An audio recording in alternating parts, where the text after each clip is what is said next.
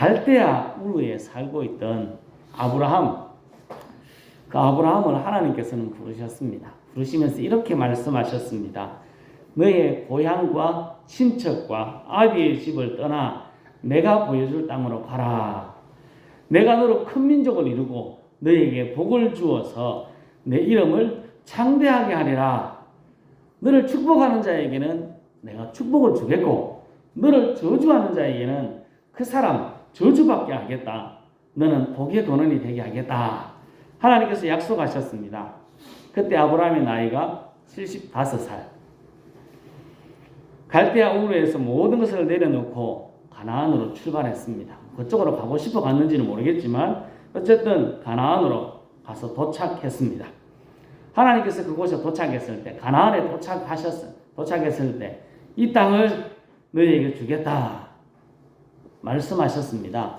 아브라함은 가나안 땅에서 이곳저곳 돌아다니며 살았습니다. 그러던 중에 가나안 땅에 기근이 들었습니다. 먹고 살 길이 막막합니다. 그래서 애굽으로 내려갔습니다. 애굽으로 내려갔는데 애굽에 있는 바로 왕이 사라가 너무 이뻐가지고 자기 부인을 삼아버립니다. 이런 안타까운 일이 있습니까?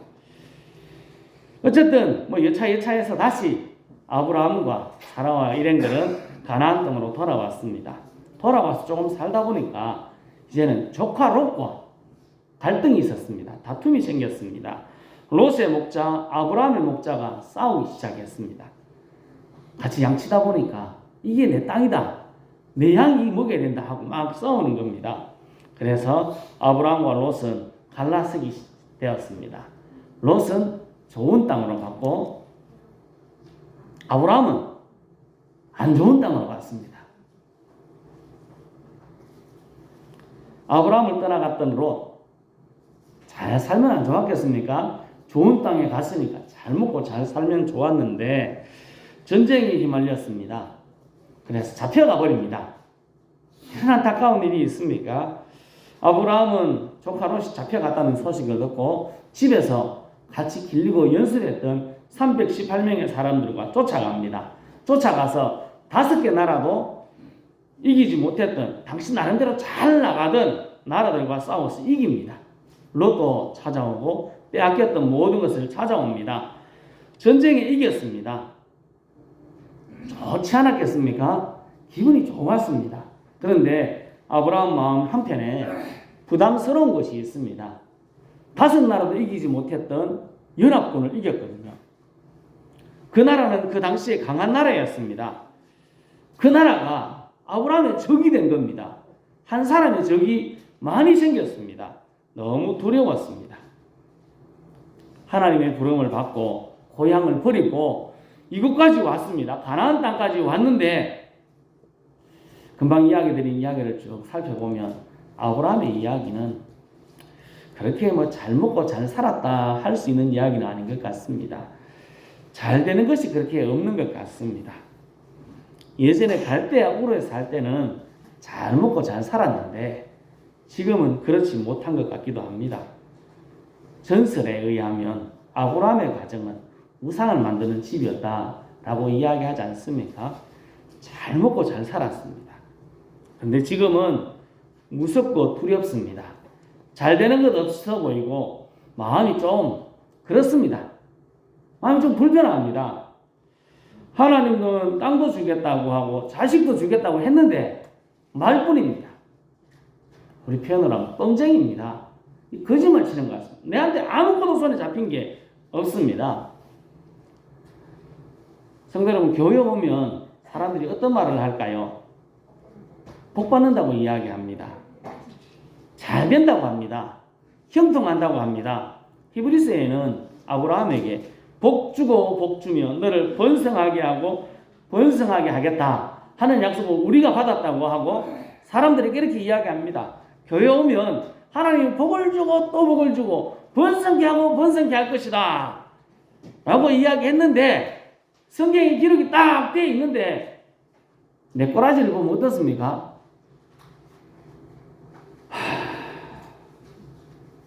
한숨밖에 안 나옵니다. 그렇지 못한 것 같습니다. 교회 다니는 사람이나 안 다니는 사람이나 뭐 사는 게 비슷하지 않습니까? 그렇게 크게 복받은 것 같습니다.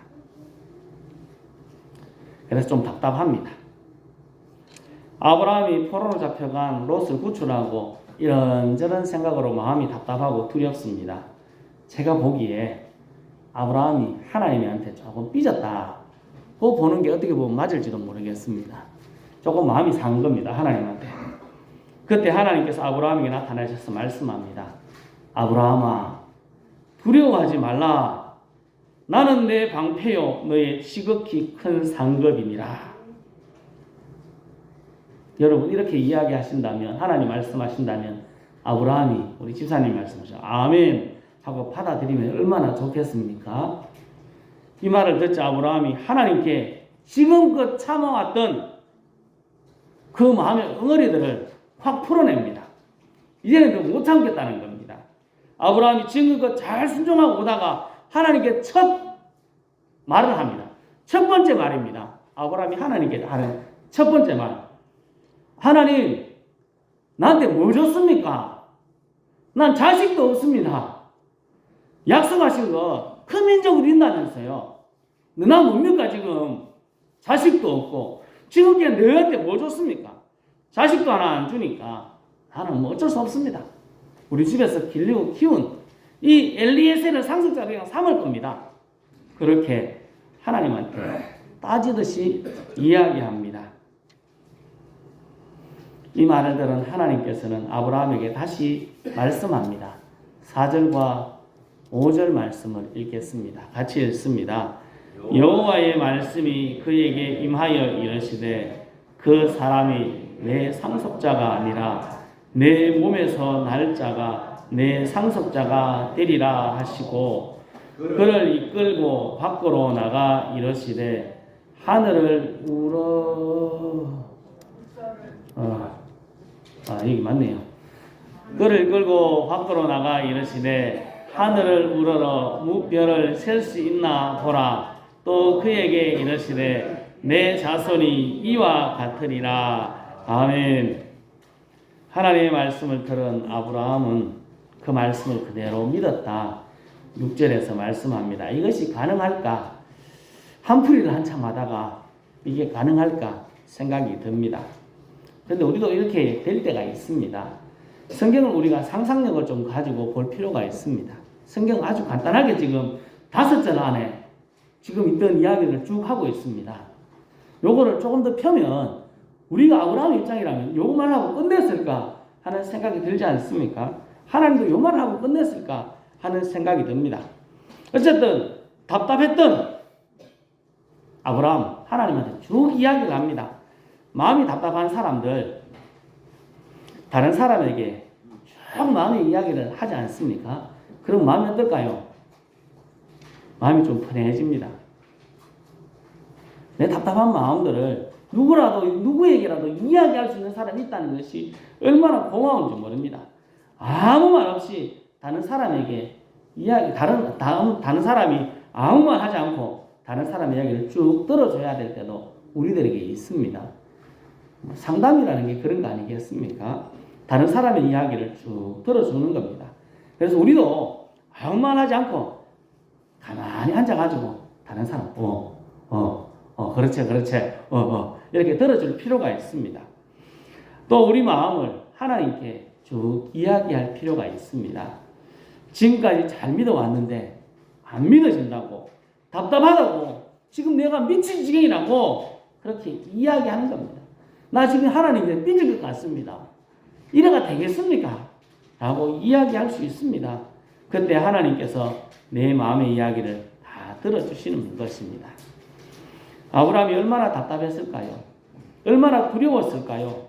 그리고 나를 보니까 아무것도 없고 하나님의 약속 그거 하나 딱 잡고 왔는데 안 이루어졌습니다. 하나도 이루어진 것 없는 것 같습니다.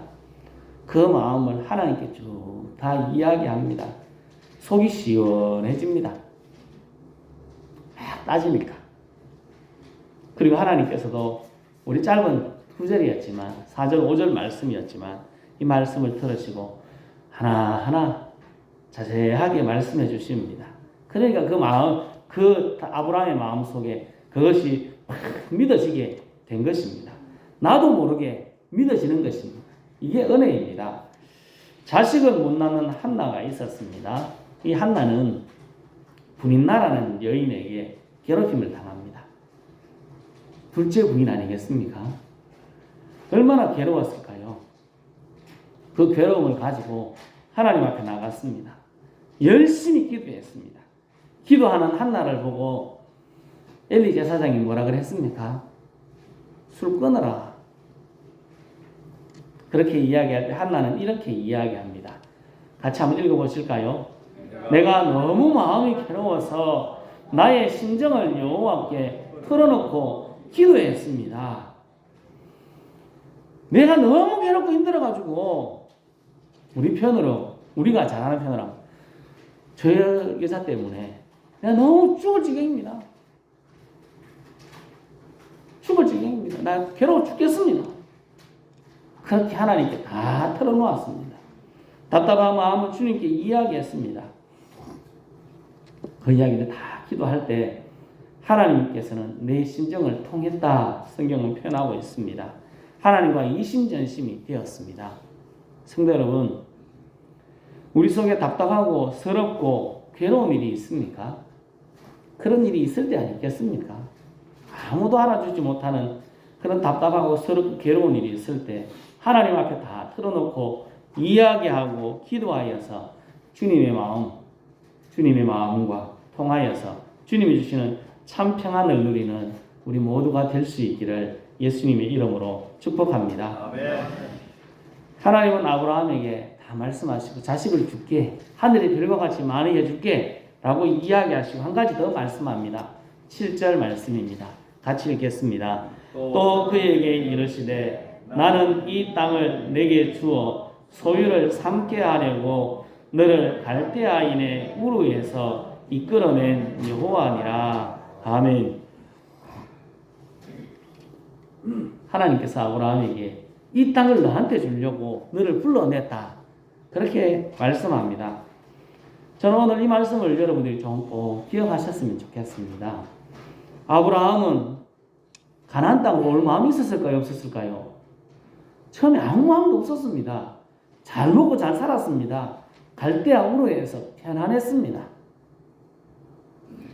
나올 마음이 없었는데 하나님께서 아브라함을 불러주셨고 하나님의 인도를 받아서 지금 가나안 땅에 서 있습니다. 하나님의 인도 속에 서 있는 것입니다.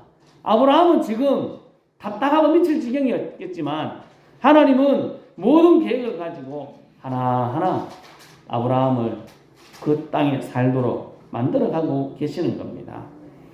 우리를 향한 하나님의 계획도 있습니다. 우리가 하나님을 생각한 사람이 아닙니다. 하나님 보이지도 않는데 생각할 것이 없습니다. 우리가 하나님을 믿으려고도 하지 않았습니다. 다른 사람들에게 우리 꼭 이렇게 이야기하지 않습니까? 전도하러 가면 저 사람은 안 나온다고, 천지 나올 사람이 아니라고. 그게 우리들입니다. 똑같은 우리들이었습니다. 우리들은 교회 나올 사람이었습니까? 천지 나올 사람이 아닙니다. 저 사람이 너무 희한하다고 하는 사람들이 여기 앉아있는 우리들입니다. 하나님은 그런 우리들을 불러내셨습니다. 이끌어내셔서 믿음을 갖게 하셨습니다. 하늘의 복, 하나님의 복, 그것을 누리는 자리에 우리를 세워주셨습니다. 하나님의 기쁘신 뜻대로 우리를 예정하셨습니다. 우리가 신앙생활에서 잊지 말아야 할 것이 있습니다. 내가 믿으려고 작정한 게 아닙니다. 누가 했다고요? 하나님이 우리를 작정하시고 불러내셨습니다. 나는 아무것도 안 했습니다. 그냥 하나님이 불러내셔서 이 자리에 믿음을 갖도록 하신 겁니다. 우리 마음에 구원받은 것이 잘 안 믿어지고 진짜 구원받은 건 맞나 생각될 때 있습니다. 이런 생각이 없는 사람이 좀 더 희한한 사람일지도 모릅니다. 그때 아브라함처럼 하나님께 말하면 됩니다. 이 땅을 주어 내 소유를 삼겠다고 하나님께서 말씀하실 때 아브라함이 또 말합니다. 왜 그럴까요? 안 믿어지니까 또 말합니다. 내가 이 땅을 받을 것을 무엇으로 알겠습니까? 지금까지 준 거 한 개도 없는데 자식도 준다 해놓고 안 줘놓고 땅도 준다 해놓고 안 줘놓고 뭘 하자고 믿겠습니까? 라고 따졌습니다. 이 말을 하나님께서는 눈으로 볼 수 있는 확실한 증거를 보여주셨습니다. 당시에 약속하는 방식이었습니다. 동물을 반으로 쪼갭니다. 그리고 약속한 사람들이 한 사람씩 그 쪼갠 고기 사이로 지나갑니다. 이것의 의미는 약속을 어기면 내 몸이 이 고기처럼 반쪽 갈라질 것이다. 이렇게 쪼개질 것이다 하는 의미를 담고 있습니다. 하나님께서는 아브라함에게 반드시 내가 약속을 지키겠다 하는 것을 눈으로 확실하게 보여주셨습니다. 아브라함이 지나간 것이 아니고 하나님만 지나가셨습니다. 횃불만, 하나님이 상징하는 횃불만 그것을 지나가지 않았습니까? 주님의 말씀은 확실합니다. 변치 않습니다. 하나님은 거짓말할 수 없습니다. 아브라함에게 약속하신 대로 가나안 땅이 아브라함의 자손의 것이 되었습니다. 우리에게는 어떤 것이 있습니까? 하나님이 우리들에게 약속하신 게 많은데 그 약속을 확신할 수 있는 증거가 뭐가 있습니까? 우리도 한번 이야기해야 될 게 아니겠습니까? 뭐 보여주실랍니까? 어떻게 알겠습니까? 하나님께서 말씀하십니다. 너희에게 보이는 십자가가 있지 않느냐? 너희 마음속에서 말씀하시는 성령이 있지 않느냐? 라고 말씀합니다. 우리를 위해서 이 땅에 오시고 우리 죄를 위해서 죄에서 살려내기 위해서 십자가에 죽으시고 부활하신 우리 주님의 사랑, 그거면 충분하지 않겠느냐? 우리 주님 말씀하십니다. 성령 하나님께서 우리 마음 가운데 너는 믿음의 사람이야, 너는 믿음의 사람이야 라고 계속해서 믿음의 확신을 가지게 하고 있습니다. 이것이 우리들에게 확신입니다. 십자가를 보며 우리 주님이 나를 위해서 죽으셨다는 것을 확신할 수 있습니다. 우리는 십자가를 보며 하나님의 사랑의 확실한 증거를 가져야 합니다. 우리 마음속에 말씀하시는 성령의 음성을 잘 듣고 확신을 가져야 합니다. 성도 여러분, 우리에게 말씀하시는 주님의 말씀, 그것을 잘 마음속에 믿고 확실한 증거, 십자가를 보며 우리들이 하나님을 더 확신하며 하나님을 믿으며 살아갈 수 있기를 예수님의 이름으로 축복합니다. 아멘. 오늘 말씀의 제목입니다. 같이 읽어볼까요? 너를 이끌어낸 여호와니라. 아멘. 너를 이끌어낸 여호와니라. 이 말씀은 성경에 많이 나옵니다. 우리가 대표적으로 알 수 있는 것이 십계명 시작하기 전에 나옵니다. 나는 너를 애굽 땅 종되었던 집에서 인도하여 낸 내 하나님 여호와니라. 너를 인도하여 낸 여호와, 너를 이끌어낸 여호와. 이 말씀을 성경이 엄청 자주 이야기합니다. 왜 자주 이야기할까요? 잘 안 믿으니까 자주 이야기합니다. 그리고 내가 너를 책임져 주겠다는 확신으로 자주 이야기하는 것입니다. 내가 너를 이끌어내었으니까 내가 책임지겠다 하는 것을 확신시키기 위해서 자주 말씀합니다. 우리가 해야 될 일은 이끌어내시고 인도하신 하나님을 믿고 나가는 것입니다. 안 믿어질 때 있습니다. 없다고 이야기하지 않습니다. 분명히 있습니다. 그럴 때 하나님께 정직하게 이야기하십시오. 오늘 아브라함은 하나님 앞에 정직하게 이야기했습니다. 자식 준다 해놓고 뻥치고 땅 준다 해놓고 뻥치는 하나님, 이래가 되겠습니까? 그렇게 이야기하지 않았습니까? 우리도 하나님 앞에 정직하게 말해야 됩니다. 그러면 우리 하나님은 우리를 불쌍히 여기시고 은혜를 베풀어 주시고 우리를 설득시키시고 더 잘 믿도록 만들어 주십니다. 확증을 우리들에게 주십니다. 성도 여러분, 오늘 말씀의 제목, 너를 이끌어낸 여호와, 우리를 이끌어내신 여호와, 우리를 이끌고 가신 여호와, 우리들을 이끌어 가실 여호와를 늘 기억하고 주님을 더 신뢰하고 주님을 더 의지하는 우리 모두가 될 수 있기를 예수님의 이름으로 축복합니다. 기도하겠습니다.